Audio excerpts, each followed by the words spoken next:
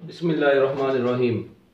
अच्छा जी बच्चों, हमारा जो आज का ये टॉपिक है इसका नाम एब्सोल्यूट पोटेंशियल एनर्जी है। ये एब्सोल्यूट पोटेंशियल एनर्जी हम लोग किसको बोलते हैं और इसका क्या कॉन्सेप्ट है, इसको आप लोगों ने ज़रा अच्छे तरीके से गौर से यहाँ पर समझना है।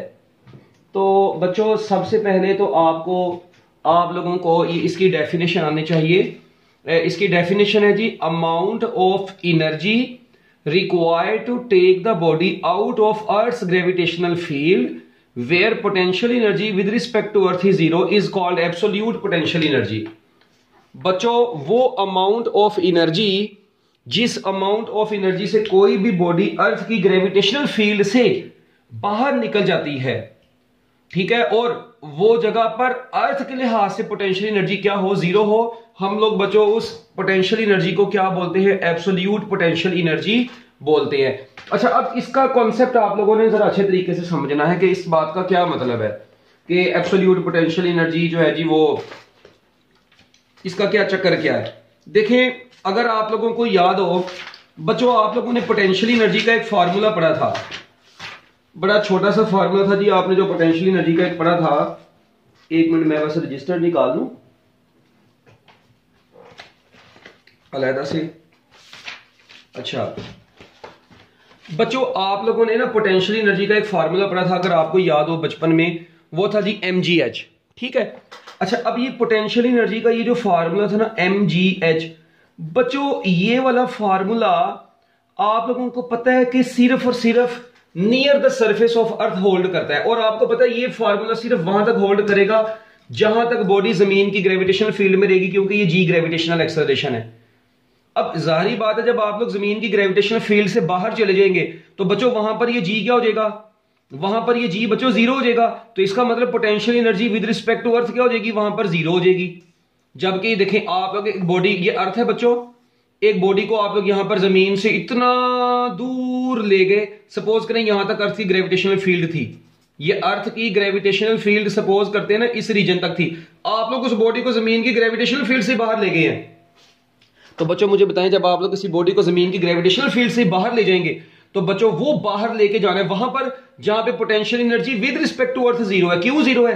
क्योंकि वहां पर जी ग्रेविटेशनल एक्सेलरेशन नहीं है, वहां पर ग्रेविटेशनल एक्सेलरेशन जीरो हो गया तो potential energy with respect to earth zero होगी। मगर असल में तो आप बॉडी को नीचे से ऊपर लेकर गए हैं, तो आपने जो वर्क किया उसके अंदर वो तो पोटेंशियल एनर्जी की फॉर्म में स्टोर हुआ है। अब उस बॉडी की पोटेंशियल एनर्जी तो जीरो नहीं है, मगर इस फार्मूले के मुताबिक वो क्या आ रही है, जीरो आ रही है। इसका मतलब बच्चों ये हुआ कि आपको अभी एक नए फार्मूले की जरूरत थी फिजिक्स की दुनिया में, फिर आपको पोटेंशियल एनर्जी का एक नया फार्मूला बनाना पड़ा। ये दूर, ठीक है, दूरी पर चला गया बेचारा, अर्थ से दूर किसी एक पॉइंट पर, अर्थ से दूर आप लोग लेके जाते जा रहे हैं, वहां पर जाके कहीं पर ये जो है ना अर्थ की ग्रेविटेशनल फील्ड से जब आप लोग बाहर ले गए हैं, आउटसाइड द ग्रेविटेशनल फील्ड जब आप लोग लेके गए हैं, तो वो जो वर्क आप लोग बॉडी के ऊपर करते हैं, जो एनर्जी बॉडी को अर्थ की ग्रेविटेशनल फील्ड से बाहर लेके जाती है, जहां पर अर्थ वाली पोटेंशियल एनर्जी जीरो होती है मगर असल में उसके अंदर दूसरी पोटेंशियल एनर्जी आ गई होती है। तो बच्चों हम लोग इस पोटेंशियल एनर्जी को जो अर्थ से बाहर लेके जाने के लिए यूज होती है उसे बोलते हैं क्या, एब्सोल्यूट पोटेंशियल एनर्जी। यहां तक बच्चों डेफिनेशन समझ में आ गया तो हैंड रेज करते जाना, शाबाश, जल्दी जल्दी, बाद में नोट करना, पहले सिर्फ कॉन्सेप्ट क्लियर करना है, हरी अप, जल्दी, शाबाश, ओके जी, गुड। अब बच्चों अगली बात करते हैं। अब देखें जी, एब्सोल्यूट पोटेंशियल एनर्जी की डेफिनेशन हो गई आपके पास। इसका मतलब है कि अगर आप लोग सपोज करते हैं, let a body of mass m, एक बॉडी है जिसका मास m है, इज डिस्प्लेस्ड इन स्पेस। बच्चों आप लोग उसको डिस्प्लेस करवा के कहां पर ले गए, वो स्पेस में ले गए हैं, कहां से, from point 1 two point n। आप लोग बच्चों उसको सपोज करें बॉडी यहां पे पड़ी थी, 1 पर पड़ी हुई थी, होनी तो ये अर्थ के सेंटर से मैयर है, 1 पर पड़ी थी अभी, आप लोग उसको 1 से लेके 2, 2 से 3, 3 से 4, 4 से 5 एंड सो ऑन, कहां तक ले गए बच्चों, n तक ले गए। और आपको पता है जब बॉडी जमीन से ऊपर जा रही होती है तो gravitational force does not remain constant during this displacement. तो कहते हैं जब बॉडी जमीन से ऊपर जा रही होती है तो उसके ऊपर एक्ट करने वाली ग्रेविटेशनल फोर्स कांस्टेंट नहीं रहती। आपको पता है क्यों? क्योंकि आप लोग देखें, जैसे ही आप लोग जमीन से ऊपर जाते जा रहे हैं ना, ऐसे जमीन से बच्चों ऊपर जाते जा रहे हैं, ग्रेविटेशनल फोर्स किसी भी बॉडी के ऊपर जो एक्ट करती है वो जी m ओवर आर स्क्वायर होती है। आप लोगों ने ये पढ़ा था, जी m1 m2 over R square. इसका मतलब ग्रेविटेशनल फोर्स आर स्क्वायर के इनवर्सली प्रोपोर्शनल होती है।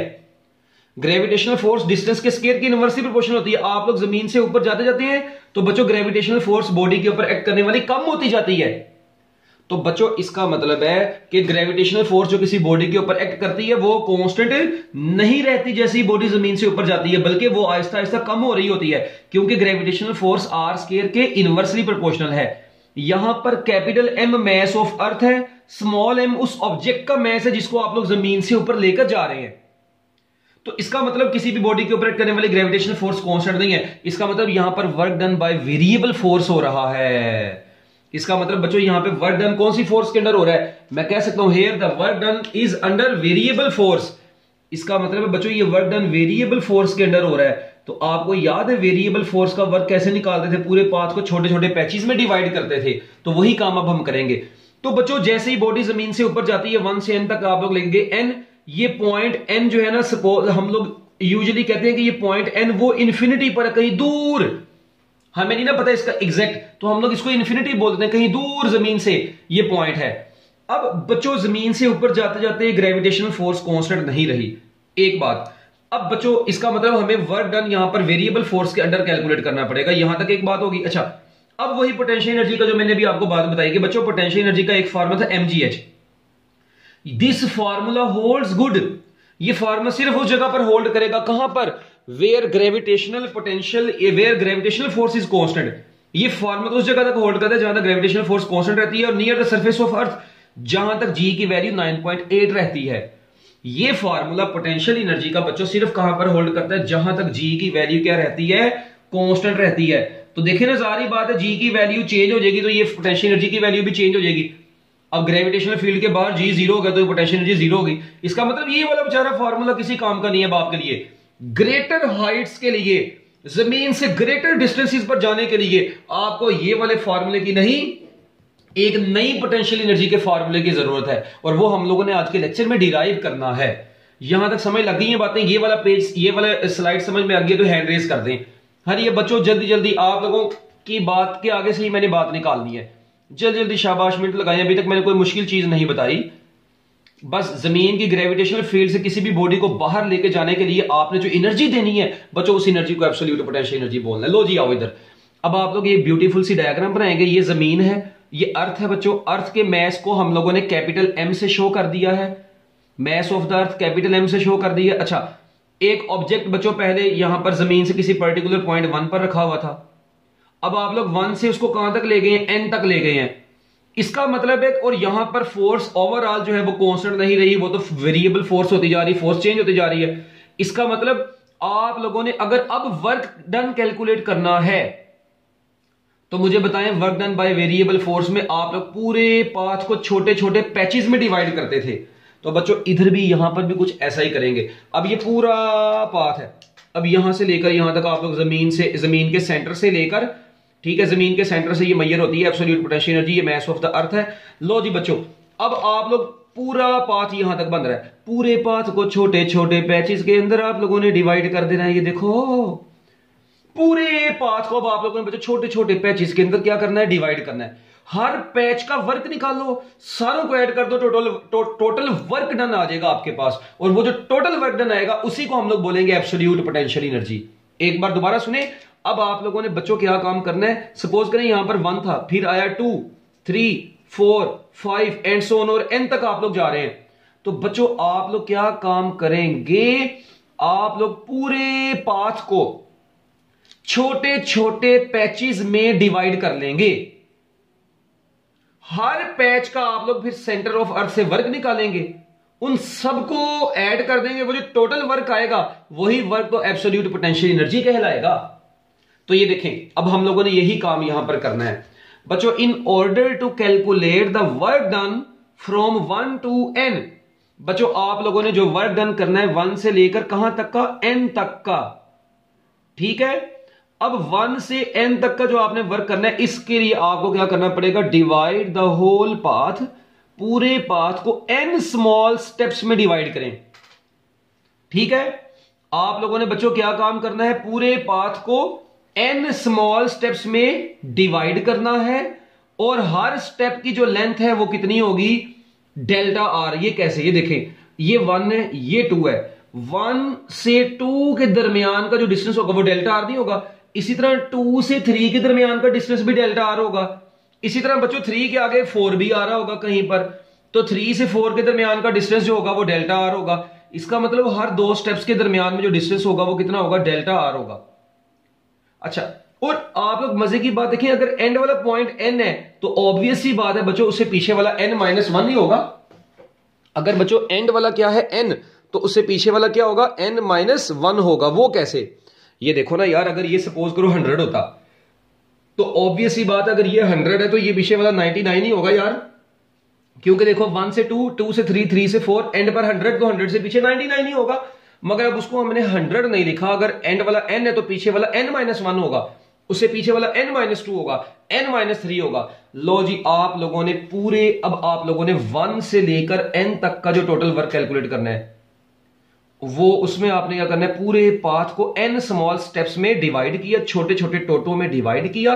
तो बच्चों फिर हम लोग ये कह सकते हैं कि जो अब टोटल वर्क डन होगा वो किसके बराबर होगा, वो 1 से 2 का प्लस 2 से 3 का प्लस 3 से 4 का प्लस 4 से 5 का प्लस एंड सो ऑन चलता जाएगा, और कहां तक, n-1 से n तक। ये n-1 से n तक, ये देखें एक बार दोबारा सुने बच्चों, आप लोगों ने पूरे पाथ का ना क्या निकालना था, वर्क डन निकालना था। ये देखें बच्चों, आप लोगों ने पहला पैच का वर्क 1 to 2, फिर वर्क 2 to 3, फिर 3 to 4, और इस तरह n-1 से n तक ये सारों को ऐड कर दो। 1 से 2, 2 से 3, 3 से 4 और एंड वाला n-1 से n, सारों को ऐड कर देंगे, आपके पास टोटल वर्क आ जाएगा।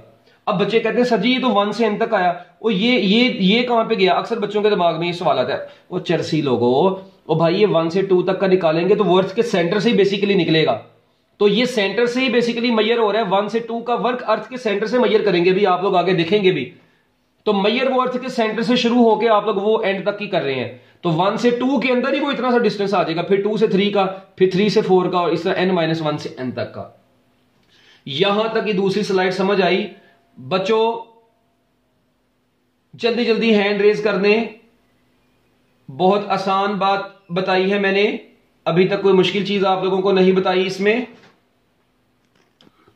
अब बच्चों अब देखें, अभी तक मैंने आपको ये बता दिया कि जो टोटल वर्क है वो 1 से 2 तक का, 2 से 3, 3 से 4 और एंड पर n-1 से n, ये सारों को ऐड कर देंगे, टोटल वर्क आ जाएगा। इसका मतलब अब अगर आप लोगों ने टोटल वर्क डन निकालना है तो टोटल वर्क डन के फॉर्मूले में 1 से 2 तक जाना है, फिर 2 से 3 तक, फिर 3 से 4 तक, और उसके बाद n-1 से n तक। अब 1 से 2 तक का जो वर्क है ना बच्चों, अब वर्क वो पहले ये निकालेंगे। देखो अब बारी बारी वर्क निकालने, पहले 1 से 2 का निकालें, फिर 2 से 3 का निकालें, फिर 3 से 4 का निकालें, फिर n-1 से n तक का निकालें। सबको क्या कर देना, आपने ऐड कर देना है बच्चों, सबको आपने क्या कर देना है, ऐड कर देना है। तो बच्चों इस तरीके से आप लोगों का वर्क डन यहां से निकल आएगा, ठीक है। लो जी, अब अगर आप लोग बच्चों यहां पर एक चीज पे गौर करें, 1 से 2 का जो वर्क होगा वो f, आपको पता है वर्क डन का फॉर्मूला तो होता है एफ डी कोस थीटा।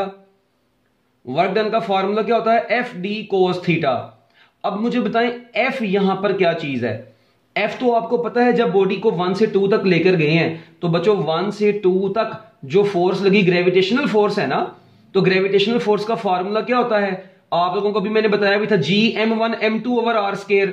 अब m1 की जगह पर मैस ऑफ अर्थ आ गया, m2 की जगह पर उस ऑब्जेक्ट का मैस आ गया, तो Gmm/r² आ गया।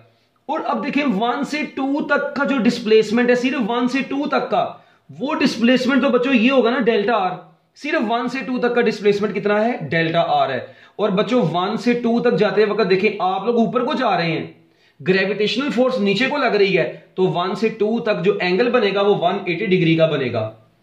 180 डिग्री क्यों बोला भाई, आप लोग ऊपर को जा रहे हैं, आपका डिस्प्लेसमेंट ऊपर को हो रहा है, ग्रेविटी की फोर्स नीचे को लग रही है, डिस्प्लेसमेंट आप लोग ऊपर को कर रहे हैं और ग्रेविटी की फोर्स किधर को लग रही है, नीचे को लग रही है। तो फोर्स और डिस्प्लेसमेंट के दरमियान में एंगल कितने डिग्री का हुआ, 180 डिग्री का हुआ, इसलिए यहां पर cos 180 डिग्री आ गया। अब आप लोग यहां पर ये गौर से देखें बच्चों, आपको पता है cos 180 डिग्री -1 होता है, तो ये देखें ये Gmm/r² अपनी जगह पर, डेल्टा आर अपनी जगह पर, cos 180 क्या होता है, -1। तो बच्चों यहां पर माइनस आ गया, शुरू में आपने वो माइनस शुरू में लिख दिया। अब डेल्टा आर आप लोग किताब से देख के मुझे बता सकते हैं, अपने किताब से कह रहा हूं यहां पे देख के कि देखें 1 से 2 तक का डिस्प्लेसमेंट वो डेल्टा आर ही था, इसलिए डेल्टा आर यूज किया था। अब ये डेल्टा आर किसके बराबर होगा बताएं? डेल्टा आर डिस्प्लेसमेंट है 1 से 2 तक का, तो इसकी हाई वैल्यू 2 है, लो वैल्यू 1 है। तो बच्चों इसका डिस्टेंस देखें, 2 वाले का सेंटर से डिस्टेंस होगा R2, 1 वाले का सेंटर से डिस्टेंस है R1। अगर इतना सा निकालना है तो वो R2 माइनस R1 होगा। तो बच्चों डेल्टा आर की जगह पर इसलिए मैंने क्या लिख दिया, R2 माइनस R1। तो वो डेल्टा आर की वैल्यू जो यहां पर मैंने पुट कर दी R2 माइनस R1, ये आपके पास यहां तक वर्क डन 1 to 2 आ गया minus G M M over R square, और साथ में आ गया R2 माइनस R1। अब देखें आप लोगों के पास ये जो वर्क डन आया है ना, ये वर्क डन में बच्चों वर्क डन 1 से कहां तक 2 तक minus G M M over R square into R2 minus R1 ये आया। बच्चों अब आप लोग देखें ये वर्क निकालने के लिए R2 तो आपको डायग्राम में पता है, R1 भी पता है, ये चरसी आर स्क्वायर नहीं पता इस वक्त। इसका मतलब अब आपको आर स्क्वायर भी निकालना पड़ेगा। अब आपको क्या निकालना पड़ेगा? आर स्क्वायर निकालना पड़ेगा। अब ये आर स्क्वायर कैसे निकालना है बच्चों, इसके लिए ना मैं आपको डायग्राम एक मरतबा दोबारा से बताने लगा हूं। जिस बच्चे ने डायग्राम अभी तक नहीं समझी थी, नहीं सोची थी, ये देख लें एक बार दोबारा ही देखें। होगा क्या, आप लोग ये अर्थ है, ठीक है जी, ये अर्थ का सेंटर है, ठीक है। अच्छा ये अर्थ का सेंटर है, इसका मैस m है। आप लोग एक बॉडी को जमीन से यहां से सेंटर से उठा के चरसी को वो एंड वाले पॉइंट n तक ले गए हैं। सपोज करें यहां पर पॉइंट 1 है, यहां पर 2 है, यहां पर 3 है, और एंड वाला क्या होगा, n-1 होगा। अच्छा अब आप लोगों ने बच्चों टोटल वर्क निकालना है, तो बच्चों देखें टोटल वर्क पहले 1 से 2 तक का निकालें, उसी के अंदर ये यानी 1 से 2 तक का सेंटर से ही मैयर हो रहा है, फिर 2 से 3 तक का, फिर 3 से 4 तक का, इस तरीके से आप लोगों ने वर्क निकालने। अब 1 वाले का सेंटर ऑफ अर्थ से डिस्टेंस है R1। अच्छा 2 वाले का सेंटर ऑफ अर्थ से डिस्टेंस है बच्चों R2। एक ये बात होगी। तो बच्चों मुझे बताएं ये जो दोनों के दरमियान का डिस्टेंस है इसको मैं डेल्टा आर नहीं बोलूंगा, ये डेल्टा आर बराबर होगा किसके बराबर होगा, R2 माइनस R1 के बराबर होगा। जी यहां तक समझ लगी है डायग्राम की? जल्दी जल्दी जरा शाबाश, जल्दी जल्दी मिनट लगा के हैंड रेज कर दो, जल्दी जल्दी शाबाश। ले अब बच्चों अगली बात जरा आप लोगों ने बड़े गौर से समझनी है। ये देखो यार आप लोगों को तो अब फॉर्मूले का मतलब टोटल वर्क डन किसके बराबर है, टोटल वर्क डन बराबर है पहले 1 से 2 तक, फिर 2 से 3 तक, एंड सो ऑन कहां तक चलेगा, W n-1 से n तक आप लोगों ने ये टोटल वर्क निकालना है, ठीक है। ये टोटल वर्क है। अब इसमें अब आपको बारी बारी पहले ये निकालना पड़ेगा, फिर ये जब सारे आ जाएंगे उनको इधर पुट कर देंगे तो टोटल वर्क डन आ जाएगा, बात खत्म।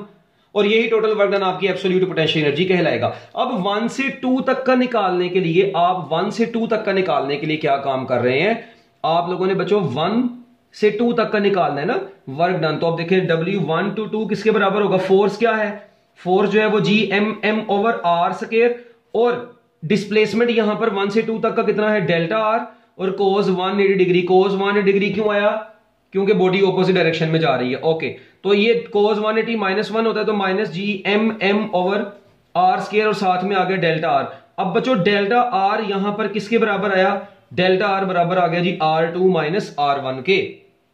अब आप लोगों को ये आर स्क्वायर निकालना है एक्चुअल में। तो बच्चों देखें मैंने इस इक्वेशन को बी का नाम दे दिया। अब मैंने W1 to 2 निकालना है, उसमें पहले मुझे आर स्क्वायर चाहिए। अब आर क्या चीज है और स्क्वायर उसका कैसे लेना है। बच्चों देखें आप लोग अभी वर्क निकाल रहे हैं सिर्फ 1 से 2 का, बच्चों आर क्या चीज है जरा सुनना गौर से। 1 और 2 का सेंटर कहां पे होगा, ऑब्वियसली बात है इनके सेंटर में होगा चरसी। ये देखो 1 और 2 के सेंटर से ये लाइन लगाए ऐसे, ये ऐसी लाइन मैंने लगाई जो 1 और 2 के सेंटर से लगी। 1 और 2 के सेंटर का अर्थ के सेंटर से जो डिस्टेंस है ना ये है आर। हेलो मैंने बड़ी क्लियर अल्फाज में बच्चों बोला है 1 और 2 के सेंटर का जमीन के सेंटर तक का जो टोटल डिस्टेंस है वो आर है। अब इसमें क्या क्या चीज आ रही है आप लोग देखें। अब इसका मतलब ये अर्थ थी, ये कहीं पर 2 था, इधर कहीं पर 1 था। जो आर है ना बच्चों ये अर्थ का सेंटर है, आर इन दोनों के सेंटर का अर्थ के सेंटर से डिस्टेंस है। तो अब मेरी बात सुनो, ये टोटल डिस्टेंस यहां से यहां तक कितना था, डेल्टा आर, ठीक है।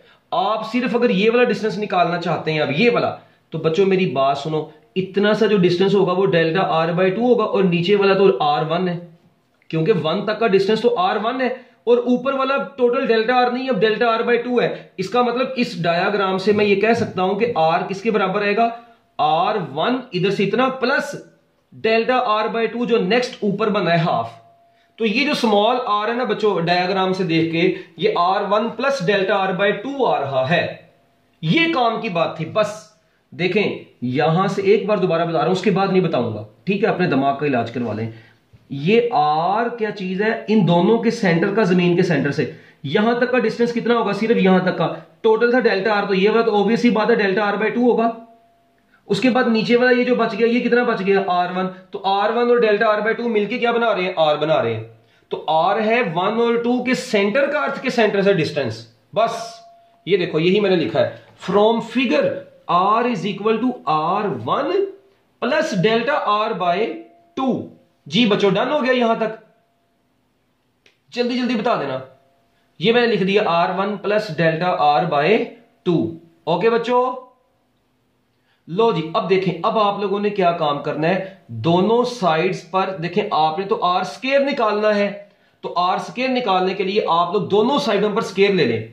इधर आर का भी स्क्वायर आएगा, इधर से R1 plus delta R by two का स्क्वायर आएगा, क्योंकि आपको आर स्क्वायर चाहिए, यहां पे आर स्क्वायर पुट करना है। यहां तक पहला पेज अगर तो ओके है जी, जल्दी जल्दी बता दें। अच्छा जी, अब बच्चों देखें, आपने जब स्क्वायर लिया तो आर स्क्वायर बराबर आ गया R1 plus delta R by two का स्क्वायर, वो मैंने बैक साइड पर जो लिखा था। अब बच्चों यहां पर देखें, जब स्क्वायर ओपन करेंगे, वो आप लोगों ने फॉर्मूला पढ़ा हुआ है, a प्लस बी का whole square is equal to A square plus B square plus 2ab। बच्चों मैंने वो फॉर्मूला ओपन कर दिया। अब ये तो बचपन वाला फॉर्मूला है, a का स्क्वायर R1 का square plus delta R by two का whole square plus 2 into R1 into delta R by two, यानी वही फार्मूला यार, a प्लस बी का होल स्क्वायर किसके बराबर होता है, A square plus B square plus 2ab। अब मेरा ख्याल है ये बचपन की बातें, ये तो तुम लोगों को मैं सिखाने यहां पर नहीं बैठा हुआ ना। तो A square plus B square plus 2ab open किया तो ये आ गया। अब इसमें जो 2 है बच्चों, वो इसके 2 से कैंसिल हो गया, ठीक है, एक चीज ये होगी।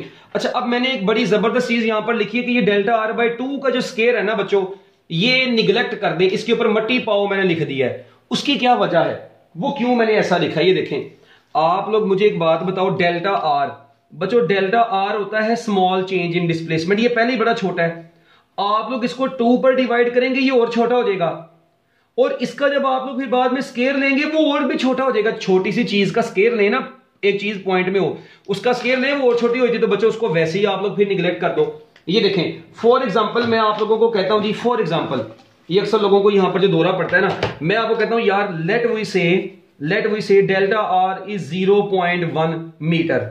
अच्छा, अब ये डेल्टा आर 0.1 मीटर है, ओ भाई डेल्टा आर को 2 पर डिवाइड करो, 0.1 को 2 पर डिवाइड करो। जब आप लोग 0.1 को 2 पर डिवाइड करोगे, आपके पास आंसर आएगा 0.05।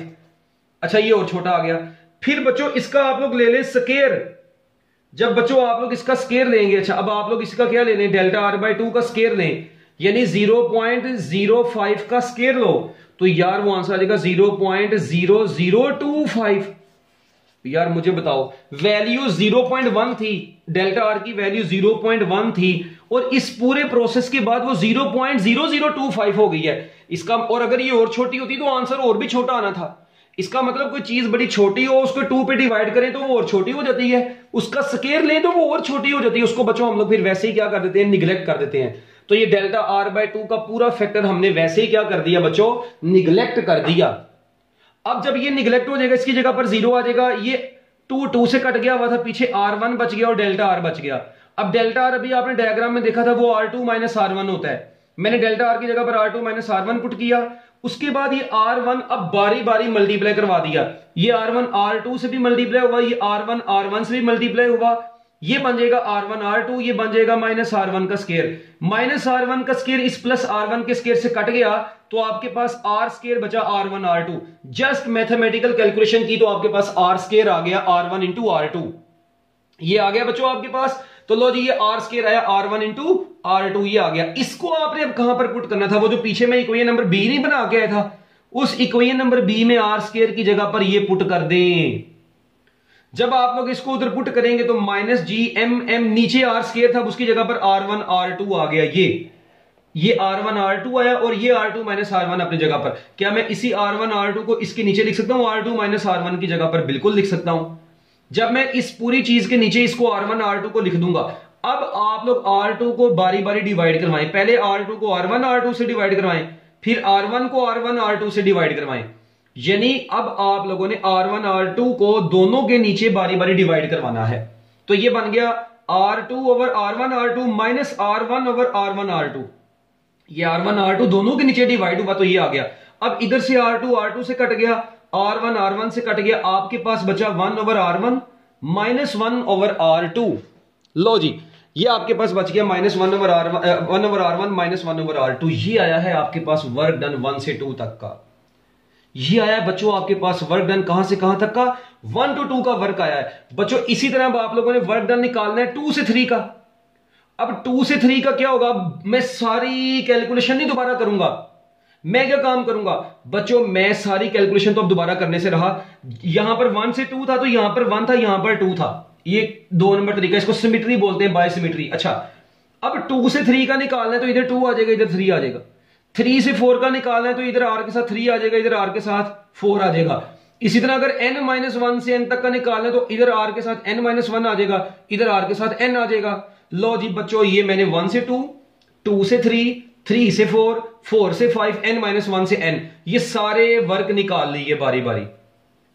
इनको मैंने पुट कर दिए जाके इक्वेशन नंबर ए में। जरा सुनना, बड़ी इंटरेस्टिंग चीज बच्चों, जब मैं ये सारे वर्क्स को इक्वेशन नंबर ए में पुट करूंगा जाके, तो बच्चों मुझे बताएं W टोटल किसके बराबर आएगा? आप सब में देखें ये सारे, ये 1 2 3 और ये 4, ये सारे मैं पुट कर रहा हूं इक्वेशन नंबर ए में। इक्वेशन नंबर ए वही थी 1 से 2 प्लस 2 से 3 प्लस 3 से 4 एंड सो ऑन। मुझे ये बताओ क्या सब में माइनस जी एम एम आ रहा है? यस, ये माइनस जी एम एम को निकाल लो बाहर, सब में से कॉमन ले लें बच्चों। जब ये माइनस जी एम एम को आप लोग देखें, सब में आ रहा है ना, ये कॉमन आ जाएगा यहां पे। फिर अब अंदर क्या बचा? इसका जो डिस्टेंस बचा था वो था 1 over R1 minus 1 over R2। इसका था 1 over R2 minus 1 over R3। इसका था 1 over R3 minus 1 over R4। और एंड वाला है 1 over Rn minus 1 minus 1 over Rn। कोई हाई लेवल या PhD लेवल का चर्सी लोगों मैंने स्टेप नहीं किया, ठीक है। मैंने जस्ट सारे वर्क निकाले, इन वर्क्स को इक्वेशन नंबर ए में पुट किया। जब पुट किया तो बच्चों मेरे पास ये minus G M M common आ गया। अंदर सारी उनकी ब्रैकेट में जो भी चीजें थी ना, वो मैंने सारी ऐसे प्लस में लिख दी। मगर आप लोग देखें, प्लस में लिखने के बाद ना एक चीज पे गौर करना। आप लोग देखें ये 1 over R1 minus 1 over R2 है। अच्छा, दूसरा वाला है plus 1 over R2 minus 1 over R3। इस तरह फिर तीसरा वाला है 1 over R3 minus 1 over R4। और एंड वाला है 1 over Rn minus 1 minus 1 over Rn। यार मुझे एक बात बताओ, आप लोग देखें 1 ओवर R1 तो बचा, ये माइनस 1 ओवर R2 है। इससे अगले पैच वाला जो आ रहा है ना, वो प्लस 1 ओवर R2 आ रहा है।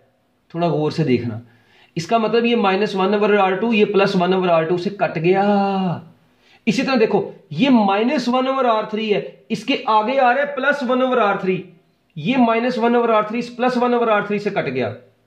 इसी तरह ये माइनस 1 ओवर R4, इसके आगे एंड सो ऑन में कहीं पर प्लस 1 ओवर R4 भी आ रहा होगा, ये उससे कट जाएगा। इसी तरह ये एंड पर ये जो 1 ओवर Rn माइनस 1 है ना, इससे पीछे वाली ऑब्वियस सी बात है माइनस 1 ओवर Rn माइनस 1 भी होगा कहीं पे, वो उससे कट जाएगा। आपके पास देखें ब्रैकेट के सिर्फ पहला वाला ब्रैकेट का पहला वाला टर्म और एंड वाले ब्रैकेट की लास्ट वाली टर्म बच गई, बाकी सारी ही अंदर एक दूसरे से कैंसिल हो गई, कैंसिल हो गई, कैंसिल हो गई। भाई मैथमेटिकल कैलकुलेशन देखो, अगर ये 1 ओवर R2 इससे पहले माइनस 1 ओवर R2 है, अच्छा अगर ये 1 ओवर R3 है, इससे पहले वाली ब्रैकेट में माइनस 1 ओवर R3 है। इसी तरह अगर ये 1 ओवर Rn माइनस 1 है, इससे पहले वाली ब्रैकेट में माइनस 1 ओवर Rn माइनस 1 भी होगा, तो ये उससे कट जाएगा। 1 ओवर R4 इससे अगली वाली से कट जाएगा, ये इससे कट जाएगा, ये इससे कट जाएगा। सिर्फ आपके पास 1 ओवर R1 और 1 over Rn minus 1 over Rn बच जाएगा। तो बच्चों आपका जो टोटल वर्क डन आ गया वो just minus GMM 1 over R1 minus 1 over Rn तक बचा।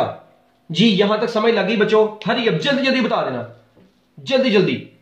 इसमें कोई मुश्किल चीज नहीं थी, कोई मुश्किल स्टेप नहीं था, बहुत आसानी वाली सारी ये चीजें थी। अच्छा अब सिर्फ थोड़ी सी कैलकुलेशन थी बस। अब बच्चों मेरी एक बात जरा आप लोगों ने नेक्स्ट सुननी है। याद है मैंने आपको बताया था कि जो एंड वाला पॉइंट है ना n, ये इंफिनिटी पर होगा। ठीक है, ये कहां पर होता है, एक स्पेशल केस है बच्चों। एंड वाला पॉइंट आर एन अगर इन्फिनिटी पर हो तो इसका मतलब 1 ओवर इन्फिनिटी बनेगा। ये अगर आर एन की जगह पर देखें, स्पेशल केस है, R N approaches to infinity. बच्चों अगर आप लोग आर एन को इन्फिनिटी पुट कर दोगे, चर्सी लोगों सुनना, जब आर एन को इन्फिनिटी पुट करोगे तो 1 ओवर इन्फिनिटी बन जाएगा। 1 ओवर इन्फिनिटी हमेशा जीरो होता है। 1 ओवर इन्फिनिटी क्या होता है, जीरो होता है। ये आप लोगों ने याद रखना है। किसी भी चीज के डिनोमिनेटर में इन्फिनिटी आ जाए, किसी भी चीज के डिनोमिनेटर में क्या आ जाए, इन्फिनिटी आ जाए, तो उसका ओवरऑल आंसर जीरो होता है। ये मैथमेटिकल टर्म है, ये आप लोग मैथ में भी पढ़ते हैं, ठीक है। तो something over infinity is equal to zero, जिससे हम लोग कहते हैं नहीं something over zero is equal to something something. ये देखो समथिंग ओवर जीरो, ऊपर जो भी लिखा हो ना, something over zero is equal to something something. ओ भाई इन्फिनिटी बोलना, ये नो पेपर में समथिंग समथिंग लिखा हो। समथिंग से मुराद ये सपोज करें ऊपर अगर 1 है नीचे 0 है, तो आंसर है अनडिफाइंड। तो यार अगर मैं इसको ऐसे भी तो लिख सकता हूं, फिर 1 over undefined will be equal to 0। इसका मतलब किसी भी चीज के डिनोमिनेटर में इन्फिनिटी आ गया तो ओवरऑल आंसर को क्या बना देगा, 0 बना देगा, ये मैथमेटिक्स के मुताबिक। तो बच्चों देखें, अगर आप लोग आर एन को क्या पुट कर देंगे, अच्छा ये देखें, तो इसका मतलब बच्चों अगर आर एन इन्फिनिटी होगा, अगर आर एन क्या होगा, अनडिफाइंड होगा, तो बच्चों आप लोग यहां पर आर एन को अगर इन्फिनिटी पुट कर देंगे, डब्ल्यू टोटल किसके बराबर आएगा, माइनस जी एम एम अपनी जगह पर, 1 ओवर आर वन अपनी जगह पर, और बच्चों आर एन की जगह पर क्या आ गया, इन्फिनिटी। अब 1 ओवर इन्फिनिटी तो 0 होता है, इसका मतलब ये पूरी चीज तो हो गई 0। आपके पास बचा minus G M M into 1 over R one. लो जी बच्चों, यहां तक आपके पास आंसर आ गया, ठीक है। ये अब आपके पास डब्ल्यू टोटल आया minus G M M over R one आ गया। जल्दी जल्दी, ये डब्ल्यू टोटल कौन सा वर्क है, ये 1 से लेकर n तक का वर्क आपके पास आया है, minus G M M into 1 over R one. जी यहां तक समझ है, हैंड रेज कर दे ताकि आगे चल सके। जी बच्चों, ओके जी, गुड। बच्चों अब मेरी एक बात जरा आप लोगों ने आगे सुननी है। ये देखें, अब आप लोगों ने क्या काम करना है, इसका मतलब आप लोगों का जो टोटल वर्क डन अब आ गया है वो किसके बराबर आ गया है बच्चों, आपका जो टोटल वर्क डन अभी तक आया है वो बराबर आ गया है बच्चों minus G M M over R one. बच्चों मैं अब आर वन या आर टू तो उस वक्त लिखते थे ना जब दो डिस्टेंसेस थे, अब जनरली बच्चों इसको मैंने अकेला minus G M M over R लिख दिया है। अब एक बात जरा आप लोग सुने बच्चों, ये जो टोटल वर्क आया minus G M M over R आया, क्या ये टोटल वर्क अपीयर नहीं होगा in the form of this total work appears in the form of absolute potential energy. बच्चों ये जो टोटल वर्क होगा यही तो एब्सोल्यूट पोटेंशियल एनर्जी की फॉर्म में अपीयर होगा, ठीक है। क्योंकि मैंने आपको बताया था ये वो वर्क है जो किसी बॉडी को 1 से कहां तक लेके जा रहा है, इन्फिनिटी तक लेके जा रहा है, क्योंकि n को हम इन्फिनिटी मान चुके हैं।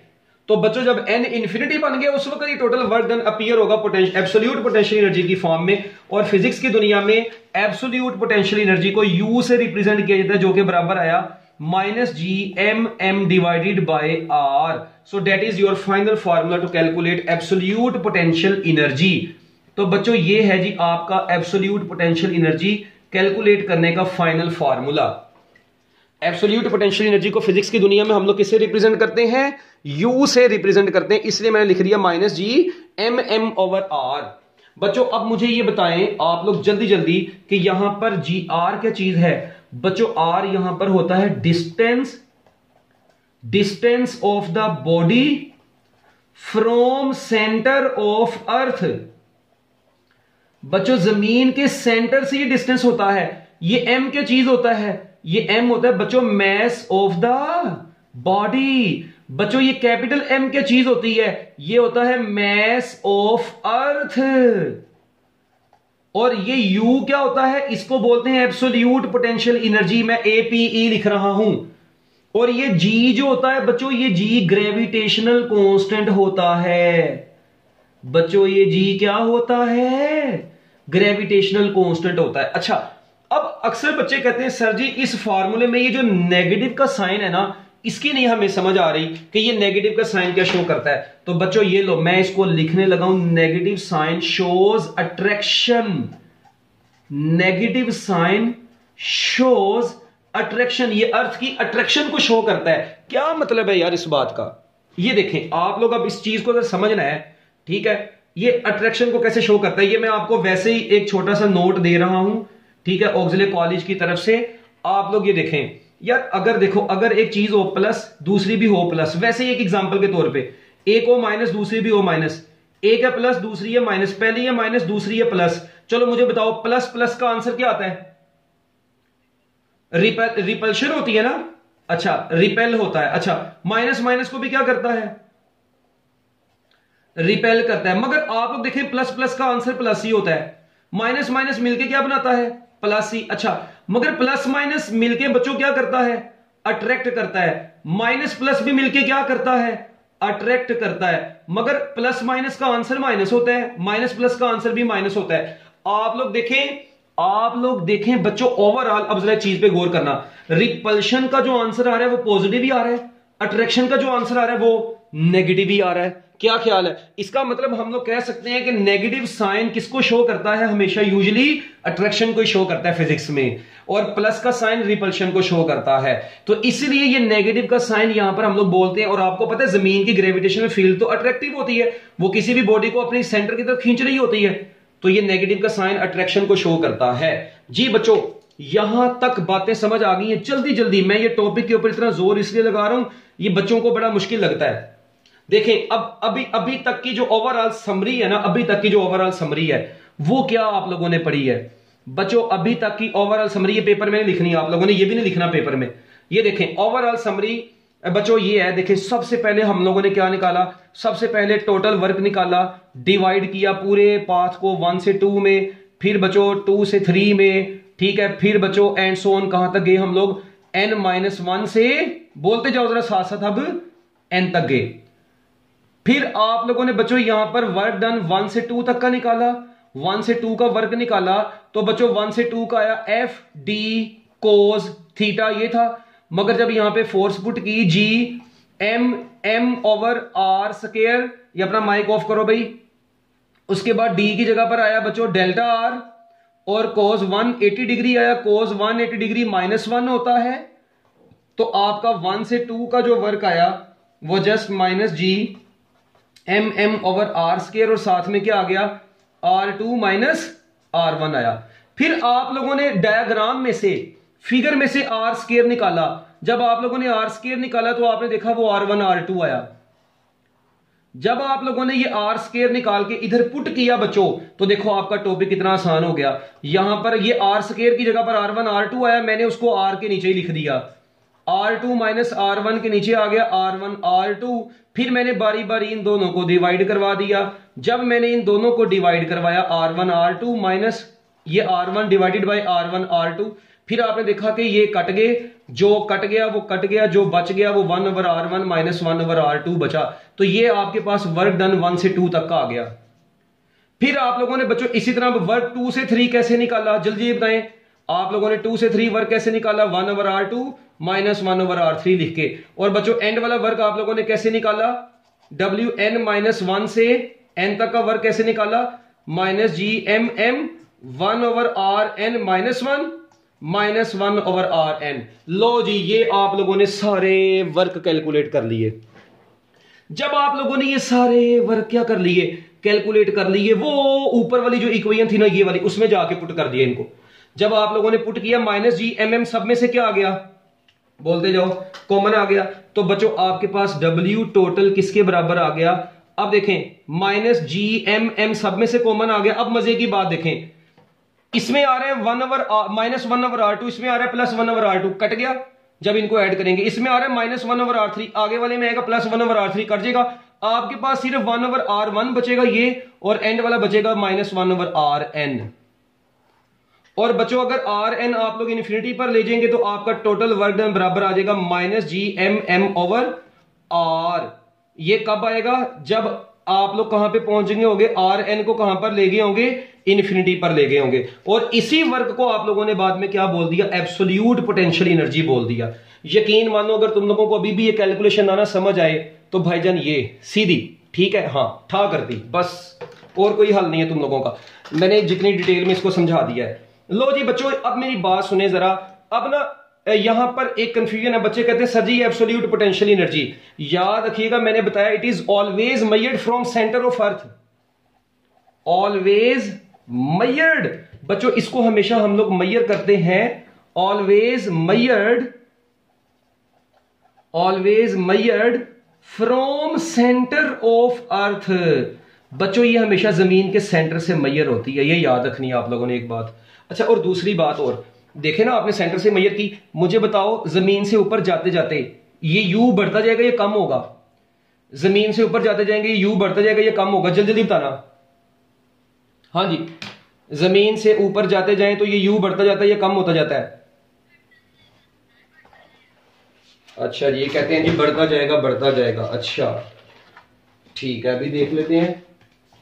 हाँ जी बच्चों, मेरी सुनिएगा बात, जरा गौर से सुनना। आप लोगों ने ना एक चीज पे गौर करना है।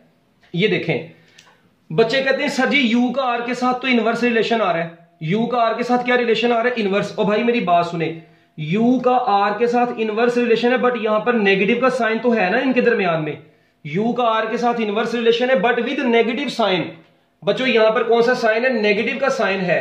तो मेरी जरा बात सुनो, यहां पर अगर नेगेटिव का साइन है तो नेगेटिव का साइन ये शो करता है कि देखें आर बढ़ता जाएगा तो यू कम होना है, मगर नेगेटिव के साइन की वजह से वो भी बढ़ता जाएगा। इसका मतलब है जैसे जैसे आप लोगों का डिस्टेंस बढ़ता जाएगा, तो बच्चों जैसे जैसे आर इंक्रीज करता जाता है, बच्चों जैसे जैसे आर इंक्रीज करता जाता है यू भी इंक्रीज करता है। ये याद रखना, नेगेटिव साइन की वजह से ये नेगेटिव का साइन उसको इंक्रीज करवा देता है। इसी तरह बच्चों जब आर क्या करेगा, जब आर डिक्रीज करेगा, आप लोग जमीन की तरफ आते जाएंगे तो बच्चों एब्सोल्यूट पोटेंशियल एनर्जी भी डिक्रीज करती जाती है। तो जमीन से दूर जाते जाते हैं तो ये इंक्रीज करती जाती है, करीब आते जाते हैं तो ये डिक्रीज करती जाती है। बस ये पॉइंट है जी जो आपकी किताब के अंदर उसने एंड पर लिखा हुआ है। ये बड़ी इंपॉर्टेंट चीज थी जो आपको समझने वाली थी। तो लो जी बच्चों, अब इस वक्त तक आप लोगों ने बच्चों एब्सोल्यूट पोटेंशियल एनर्जी का कॉन्सेप्ट समझ लिया है। अब एक बात याद रखनी है, जो ये वाली एब्सोल्यूट पोटेंशियल एनर्जी है, मुझे बताएं इसमें जो आर है ना बच्चों, ये जो आर है, एक बात जरा सुनना एंड पर जाते जाते, ये एब्सोल्यूट पोटेंशियल एनर्जी का फार्मूला आया -G ओवर, बच्चों ये अपना माइक ऑफ करें एक मिनट, R प्लस एच आया। मुझे एक बात बताओ, ये R प्लस एच कैसे आया? ये बेसिकली इसके बराबर है -G over R। Small r जो है ना, स्मॉल r बच्चों ये बेसिकली R प्लस एच के बराबर है। ये स्मॉल r बेसिकली किसके बराबर है? R प्लस एच के बराबर। वो कैसे, ये देखना जरा बच्चों। अगर आप लोग देखें, ये जमीन के सेंटर से हैं, ठीक है, जमीन के सेंटर पर आप लोग सपोज करें, मैं कहता हूं जी इस पॉइंट पर एक बॉडी पड़ी हुई है, आपने इसकी एब्सोल्यूट पोटेंशियल एनर्जी निकालनी है। बच्चों देखें, ये जमीन है, ये जमीन का रेडियस है r, ये बॉडी का डिस्टेंस है जमीन से यहां तक, ये सपोज करें जमीन से, ये अर्थ से किसी हाइट h पर पड़ी हुई है। अब आप लोग देखें ये हाइट h पर है, तो इस बॉडी की एब्सोल्यूट पोटेंशियल एनर्जी होगी हाइट प्लस रेडियस, जिसको हम लोग स्मॉल r बोलते हैं। तो याद रखिएगा एब्सोल्यूट पोटेंशियल एनर्जी के फॉर्मूले में जो स्मॉल r है, ये बेसिकली रेडियस प्लस हाइट के बराबर होता है। अब अगर on the surface of earth absolute potential energy पूछी जाए आपसे, ऑन अर्थ सरफेस, बच्चों अगर बॉडी पड़ी ही जमीन की सरफेस के ऊपर हो तो उसकी हाइट तो जीरो होगी। अब on the surface of earth height zero होती है, तो ये देखें u is equal to -G divided by r plus 0 कर दें, ये u के साथ छोटा सा g भी आ जाता है। जब आप लोग जमीन की ग्रेविटी देखें ना, ग्रेविटेशनल फील्ड से बाहर नहीं, अब ग्रेविटी के अंदर की बात कर रहे हैं, तो बच्चों जमीन की सरफेस के ऊपर ये h क्या हो जाएगा? ये h क्या हो जाएगा बच्चों? और बोले ये h क्या हो जाएगा? ये h 0 हो जाएगा। तो बच्चों जब ये h 0 हो जाएगा तो आपका आंसर आ जाएगा -G ओवर अकेला r। ये है absolute potential energy on the surface of अर्थ। बस बच्चों एब्सोल्यूट पोटेंशियल एनर्जी अगर अर्थ की सरफेस के ऊपर निकालनी है तो आप देखें ये 0 नहीं आ रही, ये है ऑन अर्थ सरफेस। ये कहां पर है? आज आप लोगों ने सर का भी लेक्चर का टाइम ज़ाया करवा दिया, बस एक minute sir. On earth surface, बच्चों जमीन की सरफेस पर अगर पोटेंशियल एनर्जी निकालनी है, एब्सोल्यूट पोटेंशियल एनर्जी, तो नीचे कैपिटल R होगा। ये फॉर्मूला है अबव अर्थ, अगर जमीन से ऊपर निकालिए तो नीचे R होगा। बस ये फॉर्मूला आपने याद रखना है। इसका मतलब एब्सोल्यूट दूसरी पोटेंशियल एनर्जी अगर देखें mgh, ओ भाई वो तो जमीन के ऊपर जीरो होती है क्योंकि वो मैयर जमीन से होती है। ये वाली पोटेंशियल एनर्जी जमीन से मैयर होती है, तो ये तो जीरो होगी। ठीक है, क्योंकि अगर बॉडी एच हाइट पर ये जमीन के ऊपर ही पड़ी है। मगर अगर आप लोग एब्सोल्यूट पोटेंशियल एनर्जी के लिहाज से देखें तो absolute potential energy on the surface of earth is not zero, it is equal to minus G M over capital are.